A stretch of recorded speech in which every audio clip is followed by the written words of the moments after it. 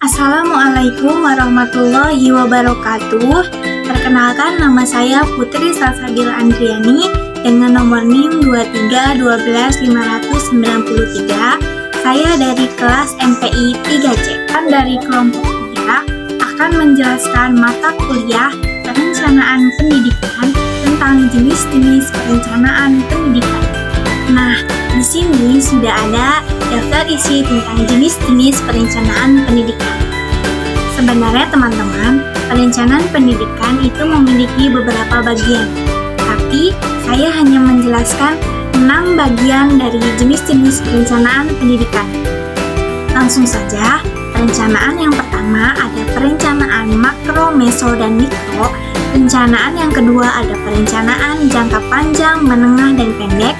Dan yang ketiga ada perencanaan kuantitatif dan kualitatif. Dan yang keempat ada perencanaan sektoral dan regional. Dan yang kelima ada perencanaan sentralisasi dan desentralisasi. Dan yang keenam ada perencanaan rutin dan pembangunan. Baik, sebelum saya melanjutkan untuk menjelaskan jenis-jenis perencanaan pendidikan, di sini saya akan menjelaskan tentang pendahuluan dari perencanaan pendidikan. Mengenai perencanaan pendidikan, itu muncul karena banyaknya masalah pada masyarakat yang terjadi saat ini, yang dimana berhubungan dengan dunia pendidikan. Nah, menurut Gurlian Somat 1980, masalah pendidikan tersebut secara khusus meliputi beberapa topik, yaitu ambiguitas dalam tujuan pendidikan, inkonsistensi dalam kurikulum, kurangnya tenaga pengajar yang sesuai dan berkualitas, kesalahan pengukuran, dan kaburnya landasan. Selain itu, Gurlian Somat 1980 menjelaskan bahwa perencanaan pendidikan berhubungan dengan manajemen pendidikan. Oleh sebab itu, masalah pendidikan bisa dilihat berdasarkan tingkatan manajemen pendidikan dan dapat diklarifikasikan oleh beberapa jenis perencanaan pendidikan. Nah, yang pertama ada perencanaan makro. Apa sih perencanaan makro? Perencanaan makro yaitu rencana yang menetapkan strategi yang akan diikuti di tingkat nasional, tujuan yang akan dicapai, dan sarana untuk mencapai tujuan tersebut. Menurut Dekdiknas 2002, ada beberapa solusi perencanaan untuk meningkatkan mutu pendidikan. Yang pertama, pengembangan kurikulum. Yang kedua, pengadaan teks buku besar dan buku pegangan. Yang ketiga, pengadaan media pembelajaran dan alat peraga. Yang keempat, pengadaan buku bacaan yang berkualitas. Eits, bukan itu aja loh. Adapun solusi perencanaan terkait pelatihan di bidang pendidikan yang berkualitas. Yang pertama, perencanaan kawasan. Contohnya, perencanaan pendidikan wilayah di Indonesia Timur. Maksudnya kayak gimana? Maksudnya, anak-anak di wilayah Indonesia Timur harus diberikan fasilitas pendidikan agar anak-anak tersebut bisa mendapatkan pendidikan yang layak dan berkualitas. Yang kedua, perencanaan proyek. Contohnya apa? Contohnya proyek pembangunan sekolah baru untuk sekolah menengah jurusan. Nah, selanjutnya ada perencanaan meso. Apa itu perencanaan meso? Perencanaan meso ialah perencanaan yang berperan untuk meningkatkan kualitas yang sangat buruk di Indonesia. Berikut beberapa solusi yang harus memenuhi standar kualitas dan pengajar untuk melebihi kompetensinya. Yang pertama, sebagai salah satu tenaga pendidikan, guru juga mempunyai peranan penting loh untuk mengelola lembaga pendidikan. Yang kedua, terkait tunjangan. Sudah seharusnya Dinas Pendidikan lebih diperhatikan lagi mengenai tunjangan seorang guru agar dapat membutuhi kebutuhan hidup guru tersebut. Yang ketiga, rekrutmen pendidikan dan tenaga kependidikan yang harus berkualitas dan memastikan kebutuhan dan jaminan mereka. Dan yang selanjutnya ada perencanaan mikro. Apa itu perencanaan mikro? Perencanaan mikro adalah rencana yang disusun sesuai dengan otonomi daerah di bidang pendidikan. Perencanaan mikro juga disebut dengan kegiatan belajar mengajar. Adapun beberapa solusi yang harus diterapkan sebagai berikut. Yang pertama, diperlukan revisi dan solusi kebijakan pendidikan perlu ditinjau berdasarkan kesepakatan antara pemerintah dan pihak sekolah. Dan yang kedua, melacak permasalahan yang berkaitan dengan perpindahan atau mutasi dan pengembangan pendekatan merupakan bagian penting untuk mencapai tujuan bersama dalam pengambilan keputusan. Dan yang ketiga, di kelas dan di sekolah harus dicontohkan oleh dinas pendidikan terkait sebagai cara kerja model pendidikan yang sebenarnya.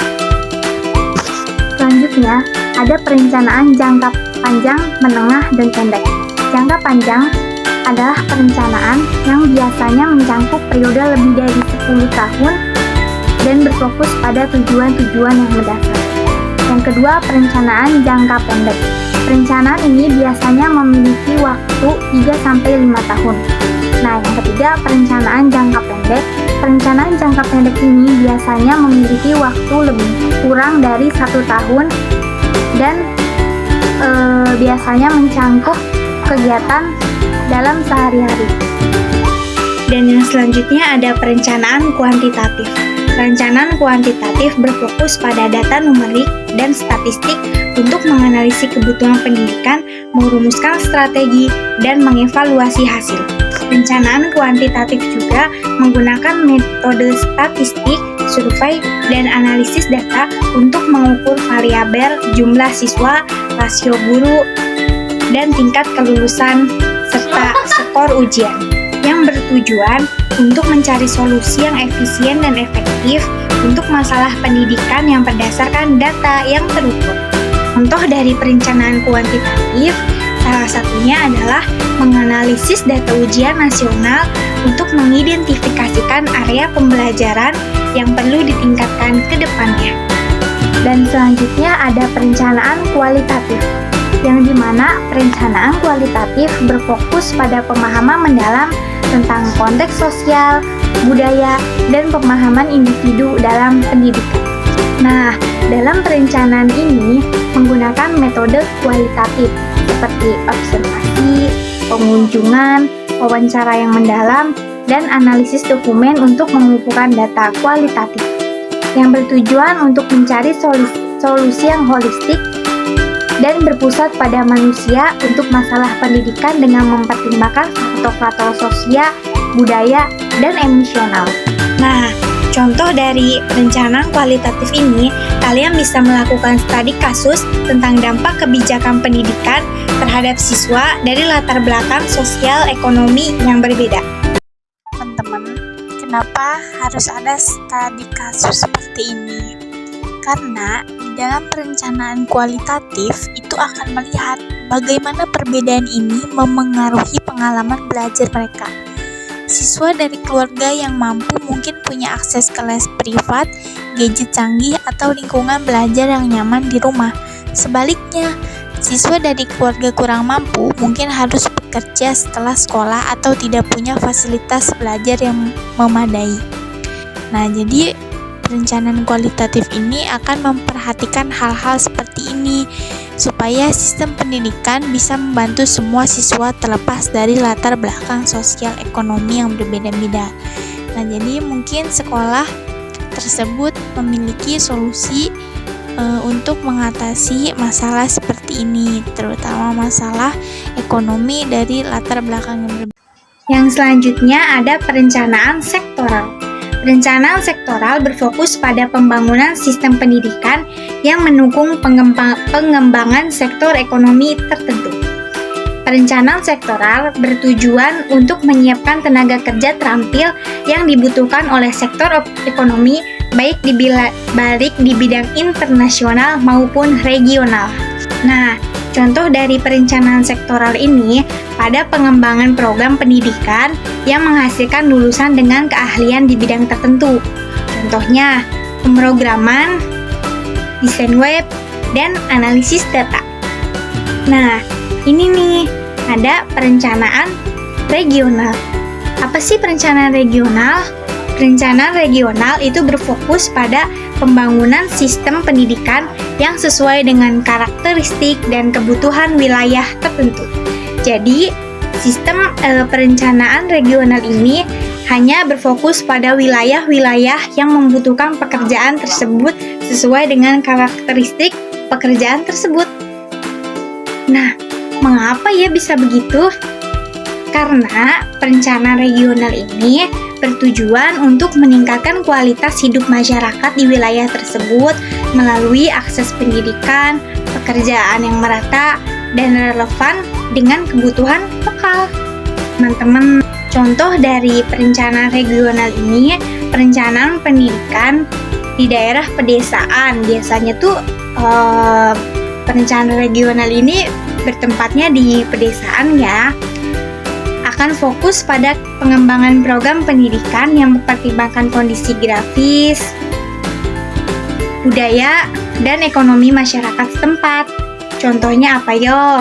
Pasti kalian tahu kan yang di pedesaan itu ada apa aja? Yaps, benar. Seperti pertanian, perikanan, dan pariwisata. Nah, yang kelima ada perencanaan sentralisasi. Apa sih perencanaan sentralisasi?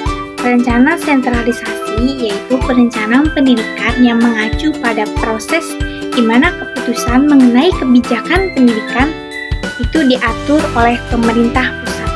Jadi, segala peraturan, segala alokasi sumber daya itu yang mengatur adalah pemerintah pusat. Nah, ada juga nih keuntungannya.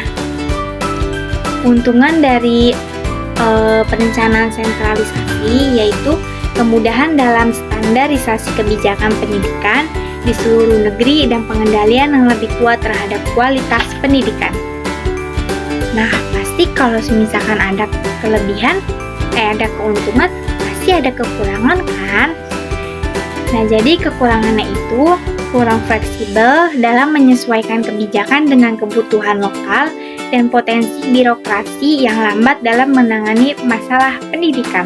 Nah, selanjutnya ada perencanaan desentralisasi. Perencanaan desentralisasi dalam perencanaan pendidikan itu berarti memberikan kewenangan yang lebih besar kepada pemerintah daerah atau pihak sekolah untuk mengelola pendidikan. Jadi, perencanaan desentralisasi ini kebalikan dari perencanaan sentralisasi yang tadi.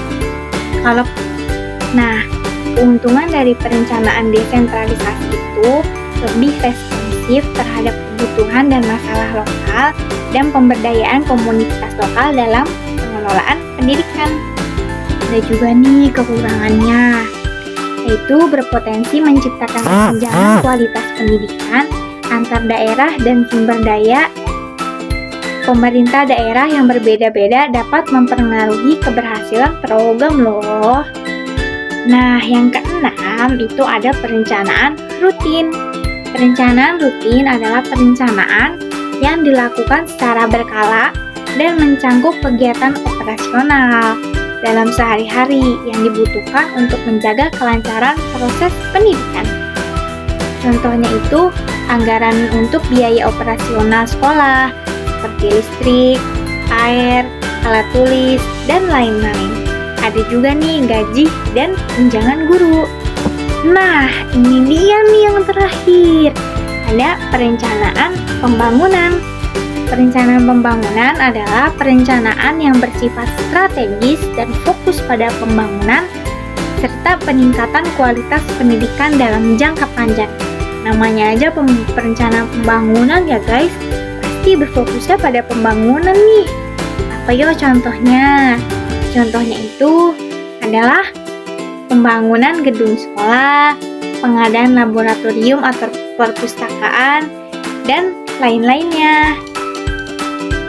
Nah, itu tadi teman-teman, penjelasan dari jenis-jenis perencanaan pendidikan. Mungkin itu saja yang dapat saya sampaikan. Kurang dan lebihnya mohon maaf karena saya masih dalam tahap belajar. Dan untuk teman-teman semua, jika masih ada yang belum mengerti atas penjelasan yang sudah saya jelaskan tadi, boleh tulis di kolom komentar ya. Jangan lupa di like dan subscribe. Bye-bye.